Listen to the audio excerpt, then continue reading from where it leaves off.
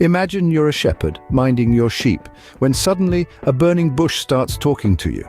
Would you run away or would you stick around for a chat? Well, our hero today, Moses, chose the latter. Now, Moses was no ordinary shepherd. Born into a world of hardship and raised under the most unusual circumstances, he found himself tending to sheep in the quiet solitude of the wilderness. Life was simple, unassuming, and most importantly, quiet. But as you'll soon find out, it wasn't to stay that way for long. One day, as Moses was tending to his flock, he saw something extraordinary. A bush ablaze, yet not consumed by the fire. Curiosity piqued.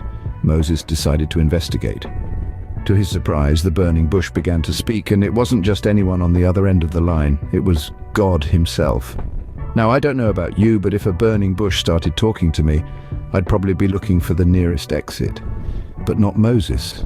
He stood there, staff in hand, ready to listen, and what he heard would change his life forever.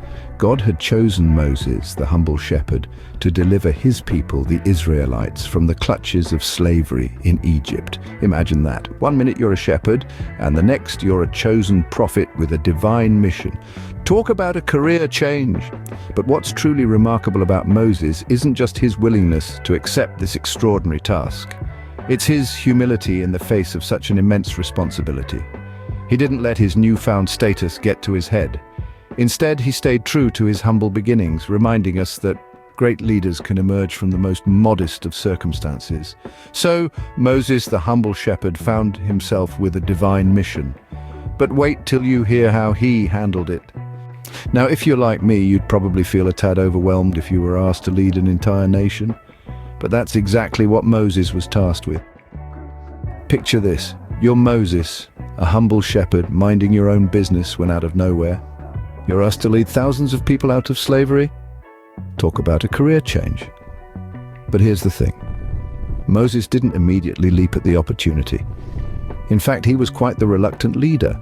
Moses was a man of humility and patience. He didn't see himself as a powerful leader, but as an ordinary person. He had his doubts, his fears. He questioned his abilities and worthiness. "Who am I," he asked, "that I should lead the Israelites out of Egypt?" A valid question, don't you think? But despite his reluctance, Moses didn't back down. He didn't let his doubts and fears get the best of him. Instead, he faced them head-on and stepped into the role that was asked of him. He took on the monumental task of leading the Israelites out of Egypt. And, despite the hardships and challenges he faced, he remained steadfast and committed. Moses' story is not just about his leadership, but also about his courage. The courage to step outside of his comfort zone, to take on a role he felt unprepared for, to lead people who were initially skeptical of his abilities. He didn't let his doubts define him, rather he used them as a stepping stone to grow into a leader who would forever change the course of history. His story teaches us that leadership isn't about being the loudest in the room or the most confident. It's about having the courage to step up when needed, to do what's right even when it's hard, to listen, to learn, and to lead with humility and patience. Moses, though reluctant, never backed down from his responsibilities, and that's something we can all learn from. So the next time you're faced with a challenge or a responsibility you feel unprepared for, remember Moses. Remember his humility, his patience, his courage, and remember that sometimes the most reluctant leaders are the ones who make the greatest impact. Ever had a beach day so remarkable that it split the sea in two? Yeah, neither have I, but Moses, well, he had a knack for the extraordinary. Imagine the scene. Moses standing on the shoreline, a vast expanse of water before him, an army behind him, and his people relying on him. Talk about pressure. But did Moses falter? Not one bit. He raised his staff, and with faith as his ally, he commanded the sea to part. And part it did, creating a path for his people to cross. Now, I don't know about you, but I've never managed to part a puddle, let alone a sea, but that's not the point. The point is, Moses faced an insurmountable obstacle and didn't back down. Instead, he showed faith and determination.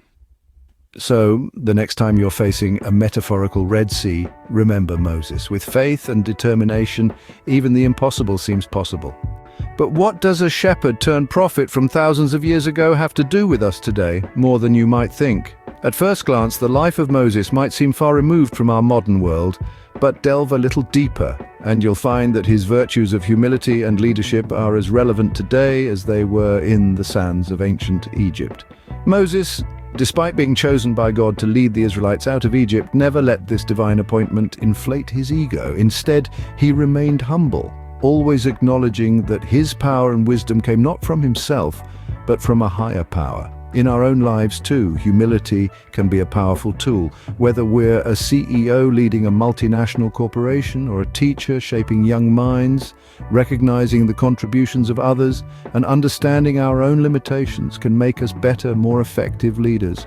And then there's Moses' leadership, a model of patience, resilience, and empathy. He led a group of people who were often doubtful and rebellious through trials that would have broken lesser individuals, yet he remained steadfast, always willing to listen and learn.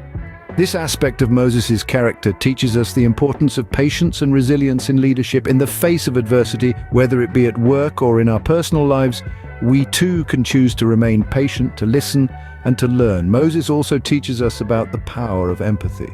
Despite the grumbling and doubts of his followers, he never lost sight of their fears and their hopes.